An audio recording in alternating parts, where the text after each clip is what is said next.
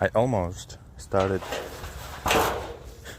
wanted to start earlier, but like an hour long almost. I'm actually not sure if it was an hour long or not. But yes, at least 30 to 40 minute long, like, procession of planes was flying overhead.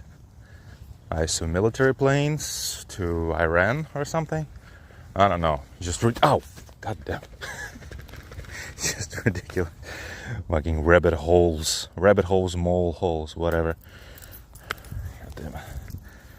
Almost every other day, almost break my leg. Anyways, so fun times. Yeah, it would have been impossible to do it. It was just non-stop rolling thunder for an hour. And yeah, almost probably no point doing this video. But whatever. Still all the same things.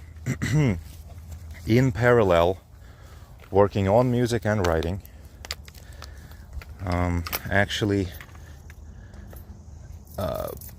pretty much finished. Oh god damn it, I'm gonna have to put you somewhere, maybe like here. Don't move, boo, don't move. Worked. It's a balance that not only I put the phone on his back, but I actually balanced it on the pop socket, and it stood. Yeah, I don't know how you guys use phones without pop sockets, or something equivalent, off-brand type of pop socket. I've been using pop sockets since Jenna Marbles.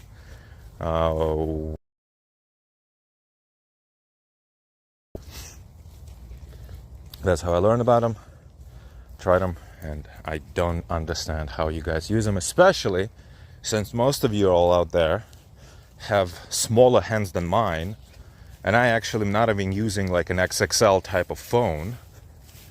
I'm using what these days could be considered a normal sized phone, which is still like 3.5 times as big as something like iPhone 5S, or just iPhone 5 rather.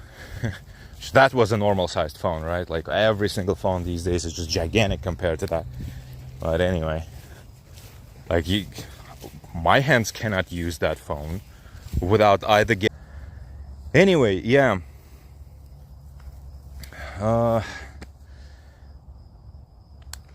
Music stuff. From any of devices running to hot now. Well, what can I do about it? I have literally just left the shadow. Like, what do you want me to do? I don't their phones so that they vent heat. Make it aluminum so that it can't redirect it away from the components. Like, maybe Samsung could engineer something out of this situation. Like, what am I supposed to be doing? I literally just started. What, I can no longer use my phone in the summer now? Is it like PC gaming in 2002, where you just couldn't play video games, or computer games rather, in the summer because your computer was melting? I remember first time experiencing that. My computer started to melt when I was playing EverQuest 2. Specifically, my video card started to melt, and like all the textures just started bleeding out of where they're supposed to be. Not the textures, I mean materials or whatever, right? But you get what I'm saying. It's like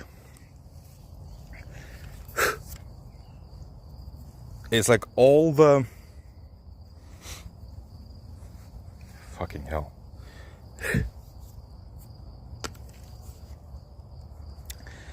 It's like all the basically, materials, or rather specific sections of materials at specific polygons, I suppose, just like randomly stretched into infinity.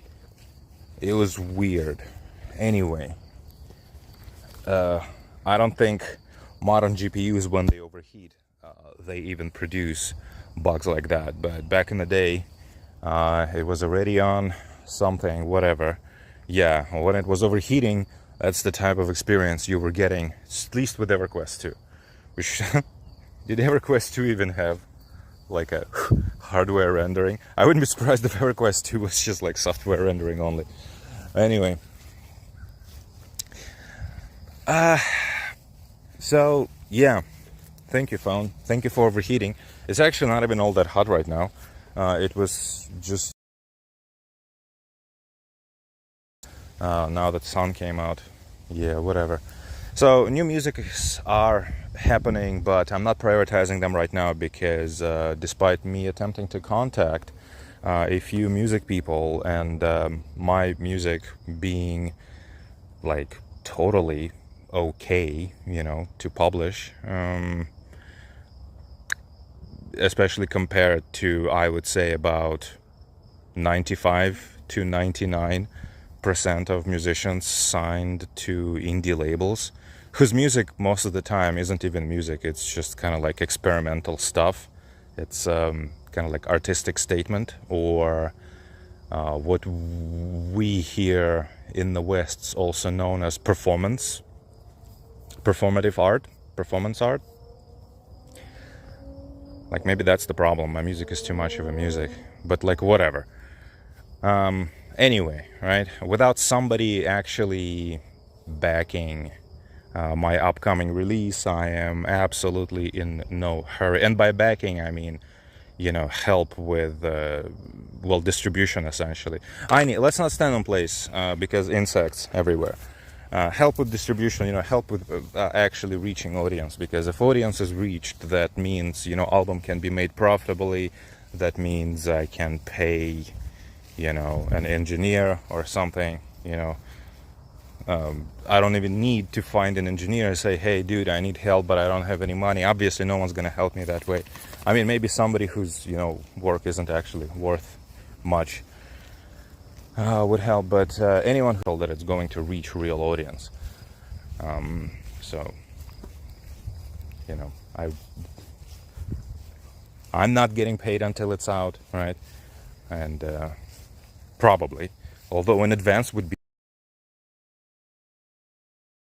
be nice, but I don't think modern labels really do that anymore, right? Because modern labels are all about the value you bring to them, and what do they actually give to you? Basically nothing at all. I mean, for a small artist, all labels would do is they could bring you to their audience, right? Yeah, that's fantastic.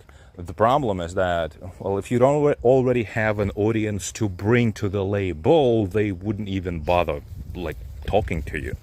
So essentially, to a smaller artist, labels basically will not give anything, although they could give them audience. And to a big artist, labels give literally nothing at all. That's why anyone even remotely-ish successful just a little bit, they either go independent or they basically just go partner. You know? Not as much signed to a... Anyway, yeah, you know, if this is just going to be yet another record that no one's going to listen to because I don't have money to promote it, no one's going to know about. I am in no hurry at all to be finishing it, and it's not that it's a ton of work to actually do it. I could probably do it in just a few months, but until now I was kind of, well, like I said, you know, if no one is going to hear it, I'm perfectly fine with the idea of it that I have in my head, you know. Like, I perfectly know that I can do it, and I am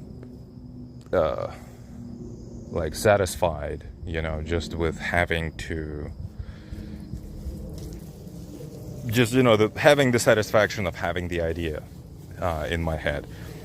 And you might say, well, isn't that kind of lame? Yeah, but you gotta understand that as a creative, as an artistic person, I have like millions of ideas a day, and most of them are pretty rad, but about 90% of them aren't even just like realistic for somebody like me to make. Just way too crazy. It's way too ambitious. There's no point making a game actually that deep. And it plays into all the marketing, the shilling, the look at the testicles of that horse, you know. They know where to put that amount of detail. They don't put a stupid amount of detail into like writing an interesting story for their games past GTA 4. GTA 4 was the last game where they actually put some effort into the story. Well, you might argue like Red Dead Redemption 1, right? Also had a pretty good story. I don't know, guys, it was kind of like all over the place. And the problem with it also was that it was a Western story, meaning, you know, Western stories can only go like two ways. There are two kinds of Western stories you can go. If properly Western story, it's just there's only one way to tell that story, you know. And that's what Red Dead Redemption does. It's a very good Western story, but it's a Western story, meaning it's predictable, it's completely unoriginal, and it's like, whatever, guys. Are we really going to praise it? Like, it's like any Western. If you've seen one, you've seen them all. And that kind of takes away from the brilliance, I would say, of the genre. It kind of makes it into a popcorn type of thing, because instead of just being like a work of art, it's more like... it's like a competitive, you know, type of environment. You know, when you look at, you know, when you go competitive in a sport, even an e-sport, you have to sacrifice showmanship, i.e. artistry, to efficiency, right? Like esports are probably not as fun to look at, to witness, as just some streamer or a YouTuber basically showing off, you know, with insane builds, you know, with 360s, if it's a shooter, yada yada, you know, just having fun. And, you know, after hours upon hours and hours and hours and hours of having fun, they eventually end up with a few minutes of really, really fun, I don't know, 10-minute montage, right? Of something. Like, you're not going to get a montage like that out of an esports event. I mean, you could do a montage and you could make it fun and whatever, you know, with music and editing, but the gameplay itself is very straightforward, very dry, very, very optimized. And westerns are kind of like that. You know, when you do a western, you have to follow certain beats, you have to follow certain elements of the story, and it just, like, I don't know. I like Red Dead Redemption 1. In fact, it's on the memory list, which, if you don't know what memory list is, welcome to my website. I don't think it's a particularly genius story anyway. So yeah, you know, you have like thousands of millions of ideas, and you just have to learn, you know, to let them go. And eventually, maybe you'll get something done, like a condensed, simplified version of something you thought about one day. No, we are not doing exploration in the bushes, okay? Too many insects. Come on. Come on. I don't care if my phone is overheating. I welcome it to blow up in my face. Come on. Yeah, and you just basically, you learn to let things go. And certain things you cannot let go of, and those are the things you end up writing books about. That are way, way too big, you know, for your current schedule. But whatever, you know, that's the thing that ends up being your curse, right? But most ideas that artists like myself have, we don't really, like, those ideas are way too big to even become a curse. It's just something you have to let go. Like, I've been having dreams so to speak, daydreams of a Star Citizen type game that actually wasn't janky and was finished since before, the whole thing was announced. That's not even that revolutionary of an idea. The whole idea behind Star Citizen was that people wanted a game like that, and people were sold a game like that. Whether they actually received the product or not is very debatable, but it's definitely something that is relatively obvious. If you're into video games, or if you're just like a dreamer in general, a Star Citizen type of video game is a very surface level, it's a very easy picking, of an idea. Hey. Oh my god, so many insects. But whatever, you have to learn to let things go sometimes, because I'm never gonna make a Star Citizen, neither by myself nor with a studio, unless I had literally infinite money, unless I was just like an Ocean Gate guy.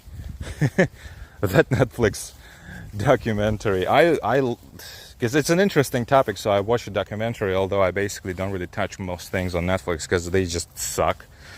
But yeah, that Netflix documentary was so bad, and it was like, what, two years late, literally, or 3 years late even? No, 2, I think. And 2 years ago, there were 20 to 60, or even over 60 probably, minute-long videos on YouTube that did a better job at doing this whole thing. Literally, the only thing that Netflix told us that most YouTube videos couldn't was that former employees of Ocean Gate were interviewed, and they were like, yeah, that CEO guy, he was mean. Zoom in, slow zoom in. He was mean. And the person is starting to cry. I need so much. Where the fuck are you going? I need. On my left side.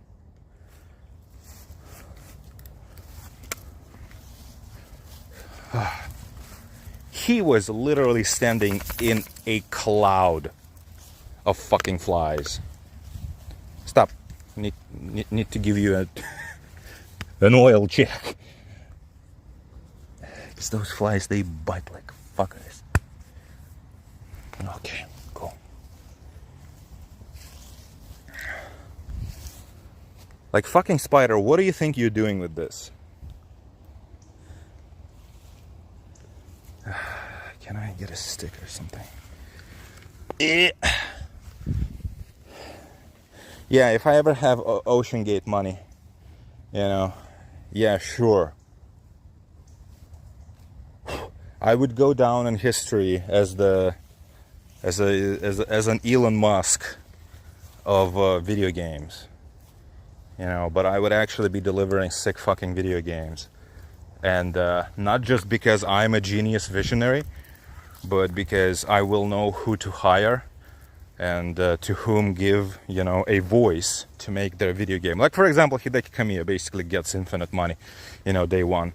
I open my initiative to make as many video games as he wants. And it doesn't matter to me if he wants to make Zelda-likes, if he wants to make character action games, if he wants to make whatever. Whew. And I wouldn't be particular, I do have my own video game design ideas, honestly, but like most super rich people, I would probably entrust most of my ideas to people who actually know, what they're doing. And it's not that I don't know what I'm doing, it's that, I have life to enjoy. I've been working my entire life, probably, to get to the point where I can afford stuff like that. And it's okay, There's a whole studio to manage. Like, even if you have 1,000 people, even if you can hire 10,000 people, it doesn't mean you can actually utilize them all. It doesn't mean you can actually manage them all. So, like, yeah, no, I wouldn't be hands-on. You know, I would have officers left and fucking right, like, you know, getting things done properly. And unfortunately, all I will physically have time left for is to basically just oversee and very, very gently, you know, stir the, steer the process. It's just the reality of the situation, you know. That's how huge yet fantastic video games have always been made, you know. Metal Gear Solid 3 is not a fantastic game because Kojima made it by himself, you know. Death Stranding is a fucking incomprehensible cringe mess because Hideo Kojima could not be challenged on anything, and his entire team was basically just silently nodding and doing everything he told them to do for the entirety of the process. And well, we got what we got, you know. George Lucas didn't make the original trilogy, Star Wars trilogy. Well, third movie is crap, honestly, but the first one is all right and the second one is great. You know, he didn't make those original movies by himself. He had an inkling of a genius idea, and then he had that idea filtered and honed through, you know, an army of professionals. Okay, that dude knows how to make sound way better than I do. That guy knows how to make graphics way better than I do. That guy knows how to make level design way better than I do. I don't even have the time, you know, that is required to sit down and make all the level design. You know, that guy knows how to write dialogue. Am I actually going to sit down and write all the dialogue when I'm not even a professional, like, dialogue, you know, whatever, like Hollywood screenwriter? Like, you know, yeah, you have to delegate. You have to delegate, you have to. So I wouldn't be like one of those autistic people, you know, constantly fighting their own officers, you know, on every single decision. No. You need you need to get a thing done. You hire a person who you trust know better than you do, and you have to trust them then with the execution. Like, that's it. And when they tell you, no, we're doing B, we don't do A. Actually, we cannot do A, and here's why. You say, okay, all right, we do B. Yeah. Oh, guys, that would have been so much fun. But anyway, yeah, you know, realistically, none of that, or almost none of that, is even remotely possible. So we just let things go, you know. And same thing with music. Like, there's so many musical things I could have been doing. You have any idea how many things you can do when you have your own studio that you physically just cannot do if you don't have a studio? Like, for example, I could theoretically go to my library and get, like, well, there isn't 10 fantastic great synthesizers I could get from it right now, because not, like, you know, they're not all available always at the same time. But if they were, I could get like 10 fucking fantastic synthesizers out of my library and use them for 2 to maybe even 4 weeks in a row, in the project, in whatever. Well, guess what? I physically cannot put them anywhere around my workstation. I just physically cannot. There's no space for it, like, no matter what. I kid you not. Where would I put them? I don't even have the space floor for that. So ridiculous, right? On top of that, I have 2 audio interfaces. One has 6 ins, but 2 of them are digital, and another one has 2. Another one has 6 ins, 2 are digital. Another one has 2, but it also has 2 digital outs. So combined, they have 6 proper analog ins. 6 channels. That's all I got at home. So, you see, like, when you have a studio, like, none of that shit is just a problem. You have 10 synthesizers, easy, bring them all in. Oh, how many instruments do you need to hook up simultaneously? 25? No problem, bring it on. you know, and yeah, like, stuff's limiting, dude. Like, a bunch of stuff you just cannot do based on your situation and your imagination, you know. If I had my own game studio, I could have been doing so many cool things. But I do not have my own game studio, so I have to let go of those ideas right now or forever. Same thing with music, you know. If I had the money to get all the tools that I possibly could use, you know, I could afford my own studio again, I could have been doing so many cool things. But I'm not in that position, so I have to let go of those ideas. So yet another album that I have, another LP idea, isn't even the greatest LP idea I've ever had. It's just one that that is pretty fresh in the context of things I usually do. I find it interesting, and I think people would find it interesting as well. You know, because arguably, you know, the thing I personally would consider, like, you know, one of the greatest ideas I've ever had, which probably wouldn't even fly all that well in the modern market. I mean, if I was like, you know, John Carpenter, it would. People would eat it up and say, wow, dude, you're so genius. But if I myself made a John Carpenter album, right, people would say, dude, this is cringe. This is cringe. This is too emotional. This is too vulnerable. Dude, cringe. Cringe, cringe, cringe. Too honest, you know. Honesty?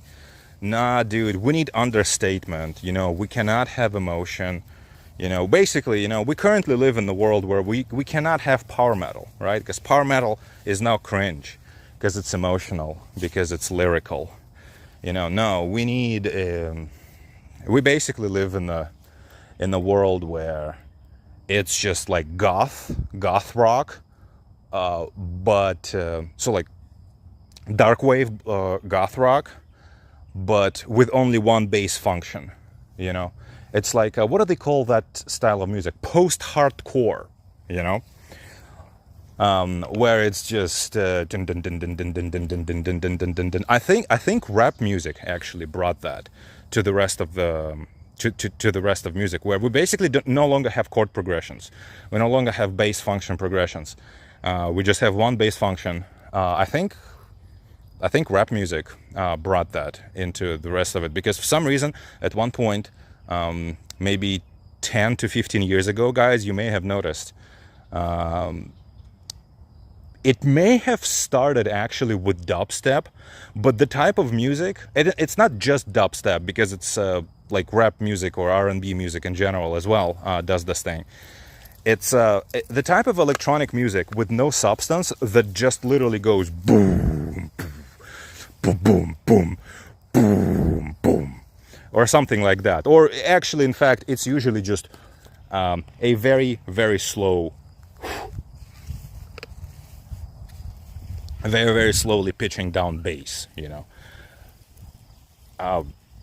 So it literally just goes like boom, boom, boom, boom, boom. And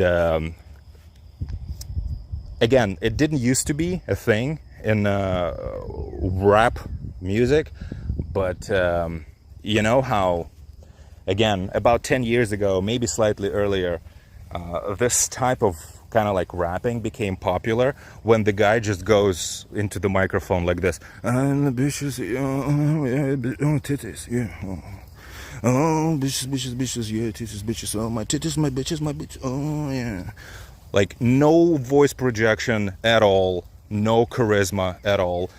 Like, stoned out of his mind dude who sounds like 14 years old usually, just mumbling something into the microphone, and, you know, the music goes boom.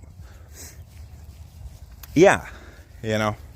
So some of my ideas that I have right now probably wouldn't even fly, because, again, Zoomers would find them cringe, and millennials don't listen to music anymore. They listen to Jordan Peterson, and Xers also don't use to music, don't listen to music, they just listen to radio stations.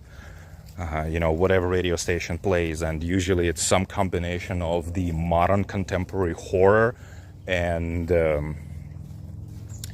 like random rock songs from anywhere between 30 to 5 years ago. Like, I don't know, American radio is very confusing to me.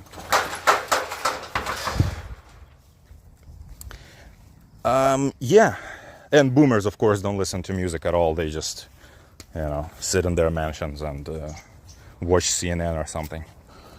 So, yeah, we effectively, this is where we're sitting. I'm still working on the novel. I'm still working on the music, but not super fast-ish. And my current situation is I don't know if it will be in a few days or maybe closer to in about a week, I will do another, or release rather, post another core gadget demo, because that's about all that I have time for right now.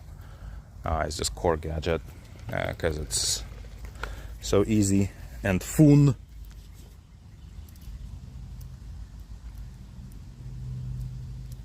And yeah, that's pretty much it. And played Armored Core 6 recently. Actually finished it somehow. You're never gonna believe it. Yes, Mooney. Woof, woof. Actually finished it, so I don't even know if there's a point talking about it, but it's okay. It's fun. By far the most fun part of it is doing the basically mech building. And I know that the game is it's supposed to be about kind of like optimizing your build as you face new challenges, but in reality, around halfway through the game, it takes unlocking some parts, but once you unlock a fair amount of them, you can just come up with a build that's pretty optimal for most situations, honestly.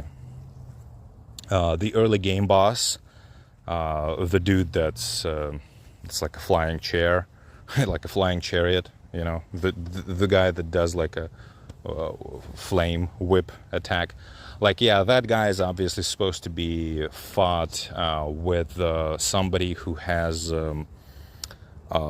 like a dual pulse bubble thingies. But other than that, every other boss in the game, except for the set piece boss, that is the ice worm, is essentially just, you can fight any of the bosses with whatever, just as long as you don't have anything that can be dodged. Projectiles against bosses are pretty useless, and anything chargeable, like linear rifles, laser rifles, whatever, anything that you charge is pointless always. Even in the uncharged form, they can hit bosses sometimes. In the charged form, they just impossible. You're going to be missing all the time. The last boss is the only one there is a point even on having two ice worm spears, essentially ice needles, the fucking ice worm needles. And then again, you will miss at least 50% of your shots with those. But they hit full power without charging, so it's not as frustrating, at least. So surprisingly pretty interesting music in Armored Core 6. I enjoyed that. The story is just utter trash. The story is embarrassing. I don't know. I don't know if I played 4. Only briefly, because I didn't own the copy. I had never played any of the other Armored Core games, because I'm not a huge fan of this, 20-second mission-based, structure of the game. It's like a hunting game, but only, missions are even shorter than a usual hunting game. Like in a usual Monster Hunter clone type of game, or even Monster Hunter itself, missions are typically at least a few minutes long, if not like 10 or 15 or 20, or some of the bosses you can fight for like an hour, Yeah, no, in Armored Core, you deploy in the mission, you do it in literally 20 to 40 seconds, and that's about 80% of the missions. I am dead serious, at least for the first, I would say, 60% of the game. Then missions get a little bit longer, but some of them are still ridiculously short, and almost all of them are ridiculously easy. The only challenge in the game that I had was challenge I will maybe mention in a minute. The story is just ridiculous. There's basically no story. There is, but the way they give it to you is just ridiculous. First of all, the chatter. The Ace Combat style chatter in the game is trash because there are no characters. The reason chatter works in Ace Combat, because Ace Combat games, or all the good ones at least, are very, very character based. So all the people, in the chatter, in the mission, those people. And you care about them, and they have something unique to say. In Ace Combat, every character is just the same character. Your initial handler has absolutely no character. Your, whatever coral bitch, in your head has no character at all. Also, it's just like a typical character out of like a dozen million possible animes, and the whole premise, by the way, and most of the story kind of like point, most of the themes and most of the moral is literally plucked just directly from like Eureka 7 or Erika 7, whatever. I don't remember how it's spelled in katakana. I think it's Erika 7. Anyway, doesn't matter. You understand. If you've seen the anime I'm talking about, you know what I'm talking about. If you know the anime but you haven't seen it, just trust me, it's basically the same thing. Or at least what Coral is. The whole thing with Coral, being either energy or like a material, or maybe it's an entity. It's just directly from Erika 7. And the answer is that it's an entity, essentially. Coral is alive, it's human beings, whatever. Or not human beings, or maybe yes or no, whatever. Like, it depends on your interpretation. Depends on what you mean. Let's play Jordan Peterson here. It depends on what you mean by human being. Beings, okay, all right. So, yeah, it's... there are no characters in the game. There are no real characters in the game. All the other voices in your head that you have, like Carla is the only other kind of like real character, I suppose, but she's so stereotypical and whatever. She's like basically the only voice in, honestly, just a handful of missions in the game that actually has some character and you kind of like understand who's talking. Everyone else is just completely interchangeable other like AC, Armored Core pilots for other competing powers in the quote-unquote conflict. And they are all just the same character, all of them. Aha! There you are, Raven. Haha! You think you can defeat me? You think you're so hot here, going places, taking names? Well, I'm gonna show you now. And that's literally all of them. It's just that, except for Carla, your, again, your handler guy, are you kidding me? Like, you couldn't give him at least some personality? What would have been cool? If they give him like a Transformer voice. Like, honestly, it will actually kind of like make sense. If they made him like into a like metal AI. No though. And the Heine, are you coming or not? I'm getting tired of pacing here. I'm not coming there to you.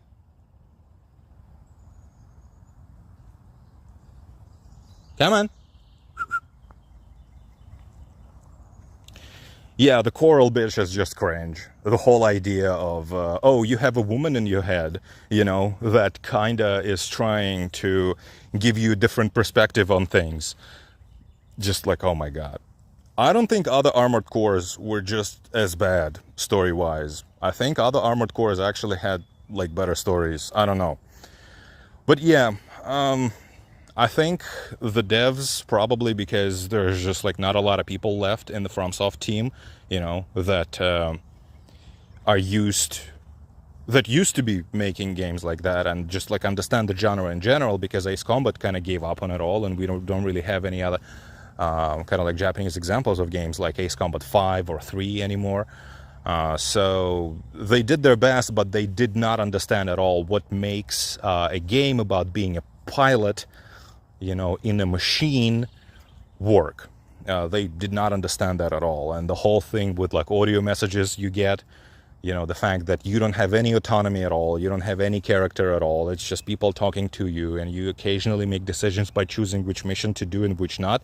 Which, by the way, I apparently lost a splash screen that explained which missions are choice missions, because choice missions, the game doesn't actually tell you when you are making a choice, except for there's a small, like, regular font size, and the font in the game is pretty small in the menus. So, like, if this is the screen, that would be the size of the font. In the very corner of it, it says decision. Like that. It's like 3 to 2% of the screen. There's just a small text that says decision. Honestly, it's just ridiculous and cringe that they do stuff like that.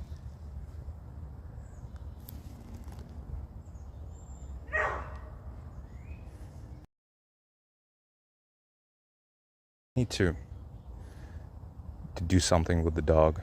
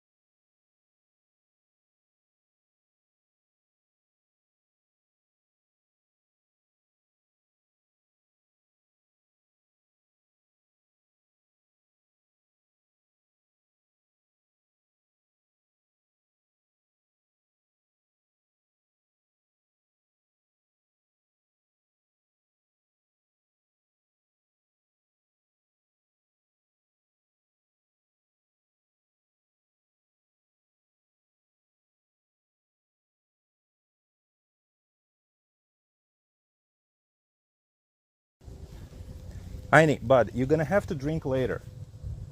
You had like 10 hours to drink. And you decided to go on a walk thirsty.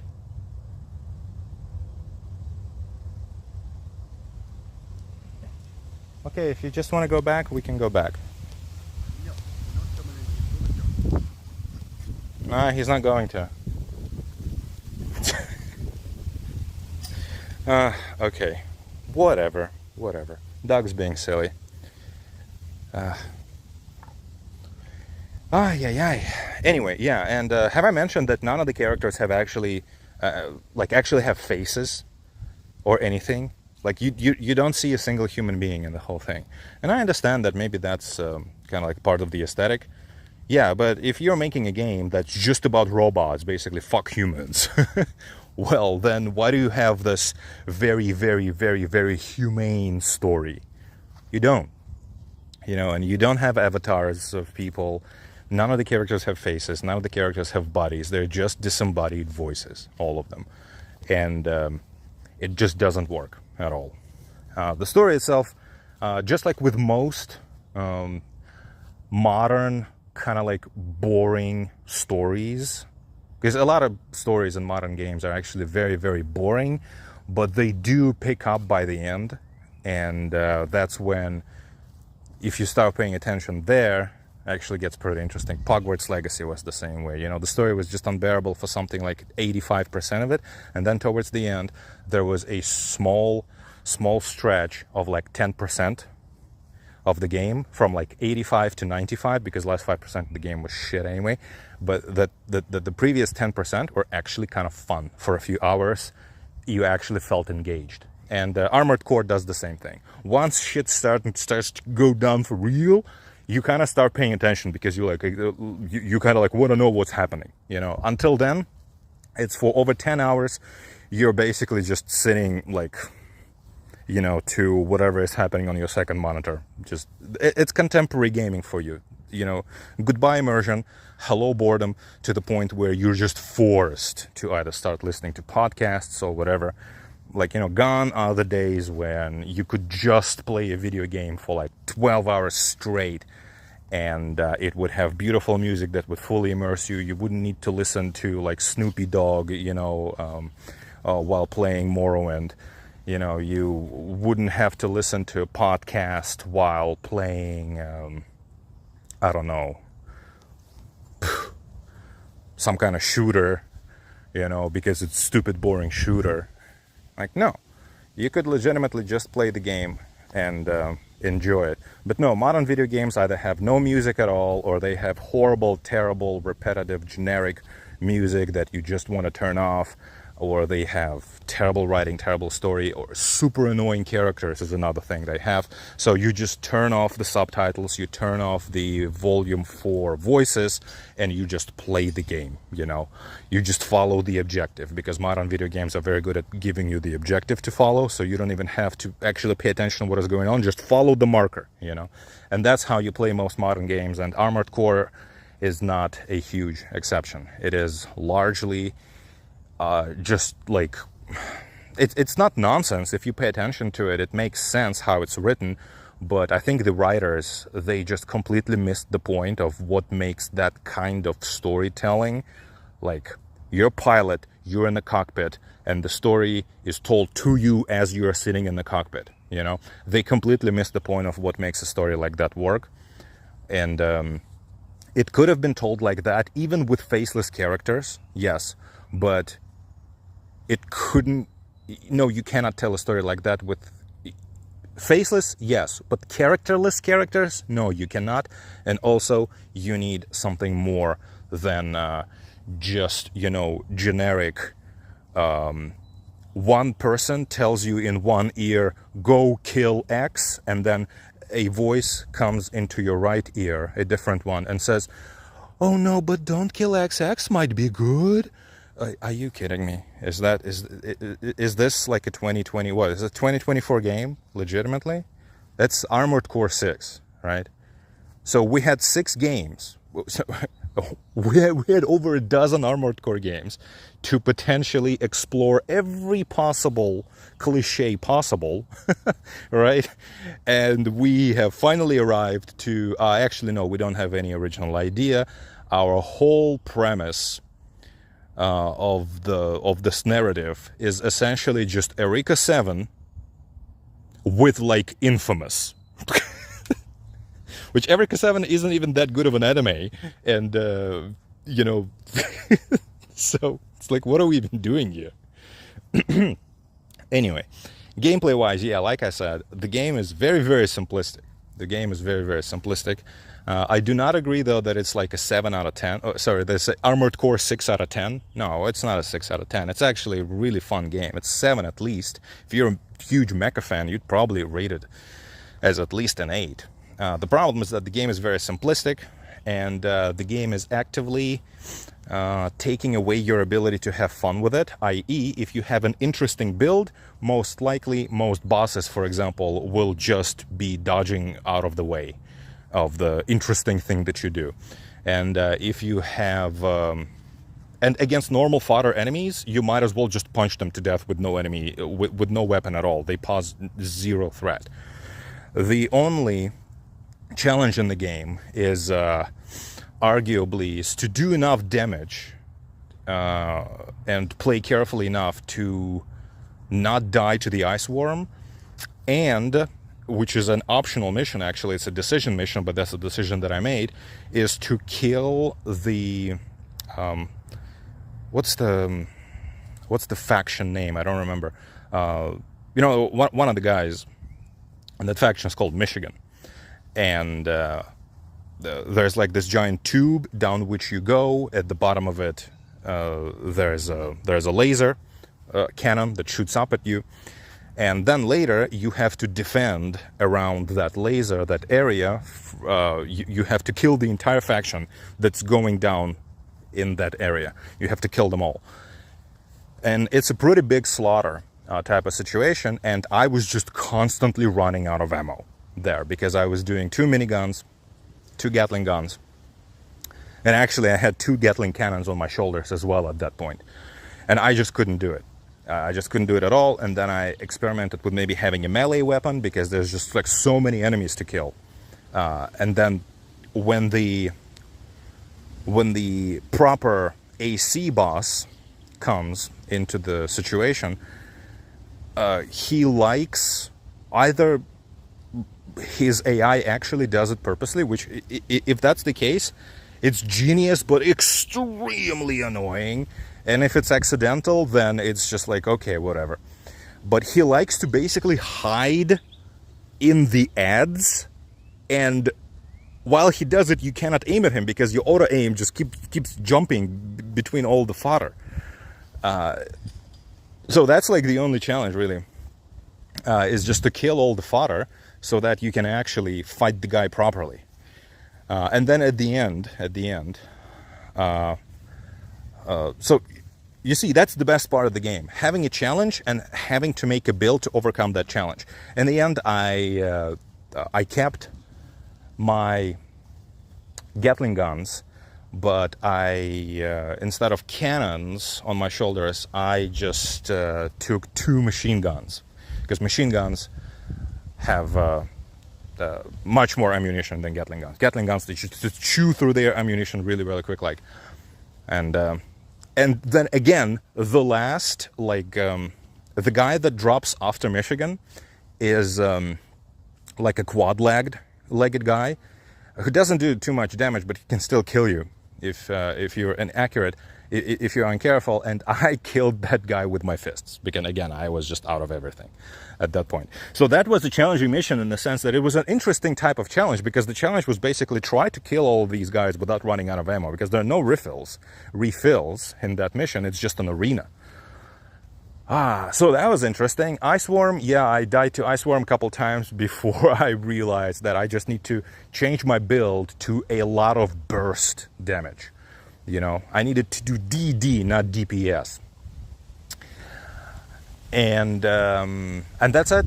The final boss. By the way, the Millennia boss from Elden Ring, I killed on my second try, and the only reason I died on my first was because I didn't notice, or maybe there wasn't a refill station. But then once I got resurrected, I was resurrected with full everything, right? And I just melted that bitch. You know how? 2 Gatling guns plus 2 Gatling cannons. That's it. I just melted that bitch in probably under a minute. And I had most of the game I played with the heavy double jointed legs. So I wasn't even playing a tank character. I wasn't playing like a stupid type of build. No, I was moving around. You know, my build was not. It was a pretty mobile build. I actually switched back to it after trying to do the 4-legged thing, but 4-legged thing is just way too slow so goddamn slow. I don't like it. Anyway, yeah. And I cannot go super light, right? Because I had 2 Gatling guns. So, yeah. If you just go for something like that, and I discovered it very early in the game, I tried to make something interesting, but the bosses just dodge out of the way if you do something interesting, you know, and reload takes forever. So, yeah, just go for machine guns or Gatling guns, and that's about it. That's about all you need in that game. Anything else, theoretically, could be really fun, but the game just will not allow you to have it. So, like, whatever. That's Armored Core, I suppose. I don't know. Not necessarily my thing. But now I discovered it, at least. Now I played an Armored Core game and whatever. I suppose I at least know how they play. Not a huge fan of the whole 20 to 30 second mission-based design, because honestly, the game is probably about 35-ish missions, maybe, and over half of them are under a minute long. I am dead serious. Most bosses can be killed under a minute, if not 30 seconds. I told you, the only boss I had a problem with was Ice Worm doesn't really count, and the final boss. Millennia I killed on my second try. First time I died to an accident, essentially.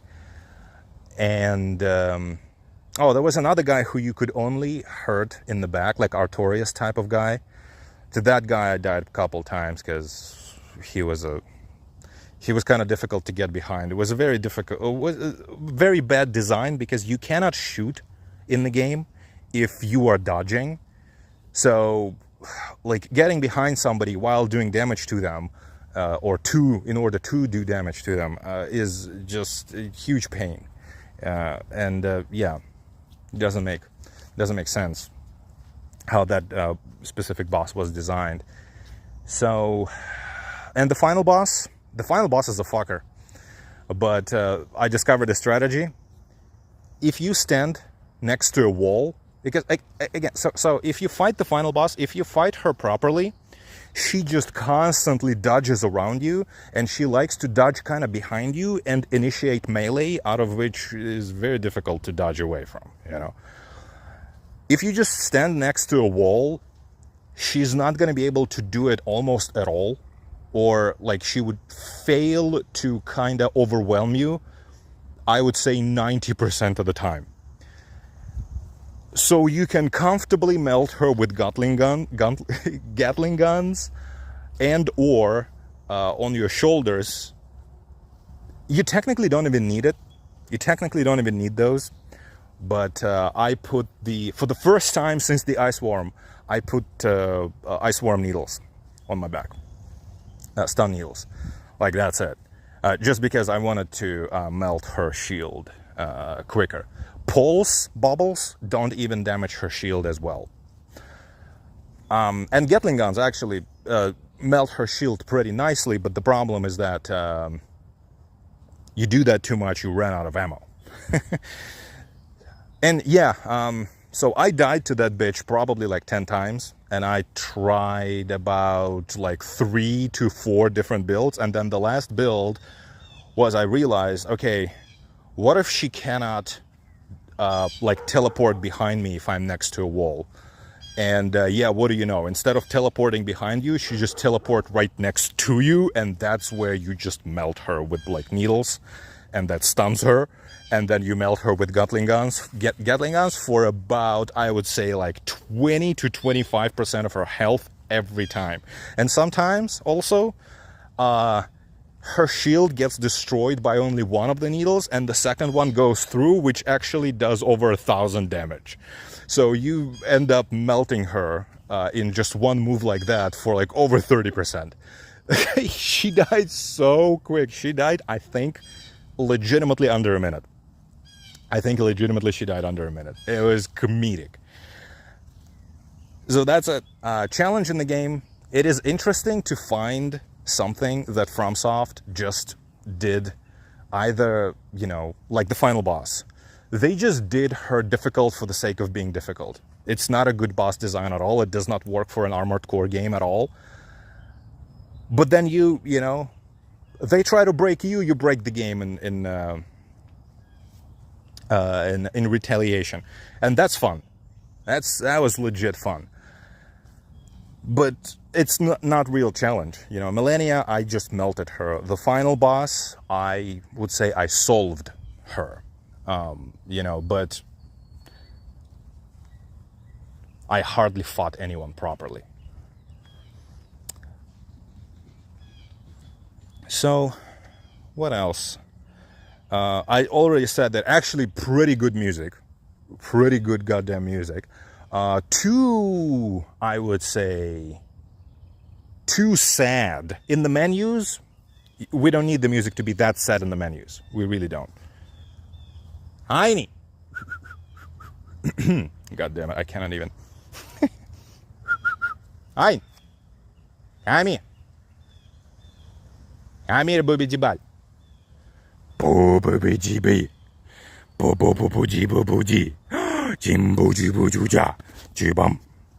That's what you have to do every time. Okay. Visually, the game is beautiful. By the way, again, console bros, I'm sorry, I have no idea how you play this, how you enjoy this. There's a mod on Nexus that was downloaded like 5,000 times, and it literally has like 5 commentaries, one of which is mine, that significantly increases the FOV and backs the camera up, and it makes the game so much better. Also, what makes the game like so much more fun is playing on a keyboard and mouse. So much more fun to play the game on the keyboard and mouse, guys. I am so sorry, but yeah. Without modding and playing on PC, I wouldn't have enjoyed the game even remotely. So, yeah. I think they absolutely botched the way they told the story. The story itself is cringe, but we could use that story to still, you know, have it resonate with the human soul, so still it be immersive. But they completely missed the point of how to make that happen. Music is great. Graphics are... well, graphics are whatever, but visual style is solid. I enjoyed it.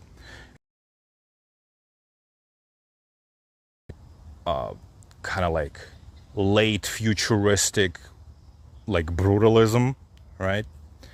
Which I really like. If you ever get around to reading my novel, you'll quickly find out that I'm all about that stuff. And yeah, gameplay wise, it's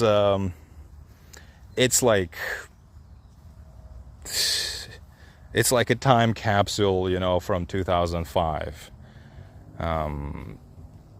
It's whether we wanna use this point while talking about gameplay or not, but the mission structure in the game is just wow. It is so stupid. The 20-second missions, like, no. The mobile tier stuff. The game is about 15 hours, maybe it has about 35, I would say, maybe 30 to 35 missions. Over half of them are 20 to 40 seconds, and which means you legitimately spend more time in the menus just to deploy, let alone if you have to move things around a little bit. Which basically tells me that the game has around 15 hours of gameplay, and I kid you not, approximately 7 out of those you will spend in the menus. It's comedy. Actually, math doesn't quite work out. You know, if you have 35 missions, every mission is like an hour long, you know, sorry, a minute long. Well, shouldn't the game then just have about, like, you know, 35 minutes of gameplay? No, some missions are longer. Don't get me wrong, some missions are longer, but It's just that approximately half of them are less than a minute long. So yeah, not a huge fan of the structure, and not a huge fan of just the fact that there are so many options in this game, but most of them are just not viable. And what ends up being the most viable is, of course, you know, the least fun, or the most predictable, the most stupid, which is basically just dual Gatling guns. And yeah, overall,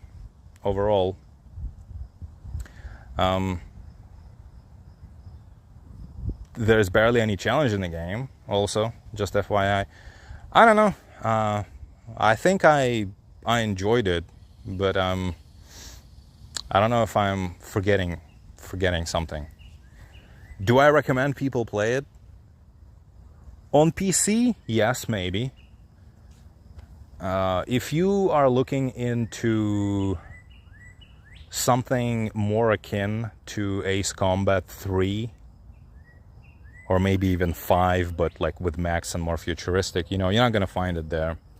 It's not quite the return to the form. And my personal vendetta with what Armored Core 6 is that it is what it isn't. And what it isn't Ace Combat 3. You know, it's you might say, hey, well, Ace Combat 3 is not a mech game. Is it not a mech game? Have you played it? I think it is. You know, yeah, you know, I'm still here. I'm still waiting for my Ace Combat 3. Ace Combat 5 was kind of like that, but a bit more grounded. Okay, cool, but, you know, it still wasn't it.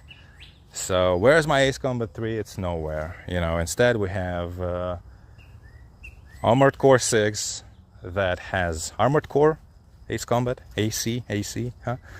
We have Armored Core 6 that has no immersion at all. It is ridiculously arcadey. You know, mechs have no weight. It's just like anime logic. Whatever. There are no characters. I don't even understand if just FromSoft is trying to be Dark Souls, or if this is what FromSoft thinks is kind of like understated and kind of like understated and tasteful storytelling. If that's what the intention was, well, it didn't land well with me. Is it fun? It is, yes. But it's not quite what I think it could have been, what it should have been. And even to the fans of the old Armored Core games, or just like old school-ish, you know, mech games in general, it is most definitely, I think most of those even will be kind of disappointed by how old school, in a bad way, this game is. It is most definitely not From Software's, you know, next gen Armored Core game. No, it's From Software's Armored Core from 20 years ago, but with PlayStation 4 graphics. And PlayStation 5 performance, arguably, because with PlayStation 4 graphics, technically would be 30 FPS, or 25 rather, right? If we're talking FromSoft. So, yeah, it's PS5 performance, which is 60 FPS, by the way, something we have been promised for PS3 with PS4 graphics. And it's nice. It's good steak and potatoes. You know, who doesn't like steak and potatoes? Like, well, I want to say my friend, my friend Looking Glass says, but no, he said that about Halo Infinite. Like, Halo Infinite is a fun game, but it's like steak and potatoes when we were promised, like, whatever, like 3 million, you know, star, you know, steak with all the fixings. And this is just like star-bought, you know, steak and potatoes. Who doesn't like those? Of course, we all enjoy it, but it's not what we were promised. And with Armored Core, of course, it's not quite the same situation. We were never promised, you know, something akin to like Star Citizen of mech games in terms of immersion. But if I was FromSoft, you know, I am half owned by Bandai Namco, I am half owned by Tencent, basically have infinite money, or at least, like, Tencent will invest into anything, essentially. Like, Tencent doesn't care. You know, if somebody like Hidetaka Miyazaki was to approach Tencent and say, hey, would you want to invest like 50 mil into making the most immersive and kind of like groundbreaking in its storytelling anime Mac sim ever? They would have said 50 mil. We might have some in that cupboard there. Just look there, second drawer. We might have some money there. Just take whatever you need. Whatever. Don't bother us with stuff like that. And Bandai Namco, then you would go to Bandai Namco and you would say, would you guys be interested in distributing a game like that? And they would say, an immersive mech game, us, a Japanese company, of course we will distribute it. And that's it, you have yourself a project, right? But no, let's just make another arcadey Armored Core game that plays exactly like all the other Armored Core games. No immersion, no cockpit view, you know, no kind of like... I mean, you know what other game technically did not have a cockpit view? Zone of the Enders. You know what was also super immersive and it had characters with faces and actual characters? Zone of the Enders. Yeah, Armored Core, you know, nah, just typical, you know, like custom robo type of experience, but with a kind of like brutal military setting, and it also has better graphics now. Whatever, guys. They didn't even do like destructive stuff. Like in Mercenaries 1, like, yeah, sure, buildings didn't fall apart kind of like realistically in kind of like a Battlefield type of fashion, but at least every single building in the game could pretty much be leveled if enough damage was applied to it. Yep, literally. And nope, nothing like that in Armored Core. Still, no destruction, nothing, zero. No Battlefield style destruction, no even Mercenaries on PS2 style of destruction. No. It's like some minor things can be knocked over. You know, like a pedestrian bridge can be knocked over or something. That's it. That's 2023 mech game for you. Yeah, typical FromSoft fashion. You know, just do whatever we do, but put better graphics on it. You know, just like they did with Dark Souls 3. They just took Dark 1 essentially with a little bit of Bloodborne, you know, put kind of like Bloodborne graphics on top of it and shipped it. And then, you know, for Elden Ring, they just took Dark Souls 3, put it in the open world and shipped it. And oh my God, you know, a new game, totally new game. With Armored Core, basically what they did, they just put it onto, they just took old Armored Core, they put it onto the, well, at that point, that would be the Elden Ring engine, essentially, and they shipped it. And okay, new game. No real physics, you know, no real physics, no real, nothing is destructible properly. In fact, most things not destructible at all. You can like knock over some pedestrian bridges, whatever. Yeah. You know, buildings don't even have like, you can't even make holes in buildings. It's just, it's very primitive, it's very old school, it's very, like, honestly, a game like that could realistically be made by like one Korean or Chinese dude on Unreal, I don't know, 2 to 3 years. Or a small indie or even AA team, you know, around 10 people could easily have done something like that. So yeah, it is what it is, but it's kind of primitive, but it's fun. It's good steak and potatoes. If you know that that's what you're getting. I was hoping to you know, if at least the game had like legitimately kind of mind-blowing-ish, you know, destructibility, I could have at least been like, okay, this is like a next-gen Armored Core. It's not exactly what I want, right? Which is what I want is basically Ace Combat 3.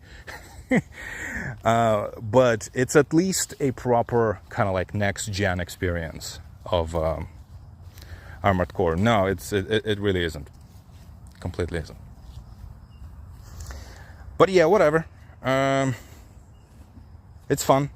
On PC, I think, yeah, if you see it for $1, yeah, absolutely, I'd buy it. But as a, yeah, it's pretty disappointing. It's deliciously mid, I would say. It's disappointing if you have expectations, but I don't think you should. And yet simultaneously, even without them, honestly, by the 2023 standards, from a all things considered pretty much infinite money company, like, no, it is way too lazy in way too many places for it not to be just kind of like disheartening. You know, I'm not sure if the devs were actually trying to make something cool, or if they were just trying, or if they were just phoning it in. I couldn't tell. I couldn't tell if phoning things in is just the style of From Software at this point, or if they legitimately did not give a crap. But as an next-gen Armored Core, no, it's not acceptable. And as a next-gen mech game, so to speak, in general, it is not really acceptable either. As an old game with newer graphics, yeah, sure. But is that what you need? I did not necessarily needed that, you know, but it's something that you can get. That's what you're looking for. Definitely not a bad game at all. Is it kind of lazy though? Yeah. Does that make it bad? Depends on what you're looking for, right? For me, I am impartial. I believe it's definitely not a hard or challenging game. It is a game with spikes, but simultaneously the game is easily breakable. So do those even count? I don't know. I don't think they kind of do. And so that's one thing I wanted to address. Another thing I wanted to address is that the game looks nice. I like the art style. I like the music. And the gameplay is what it is. And the story is trash. All that combined gives us something that is just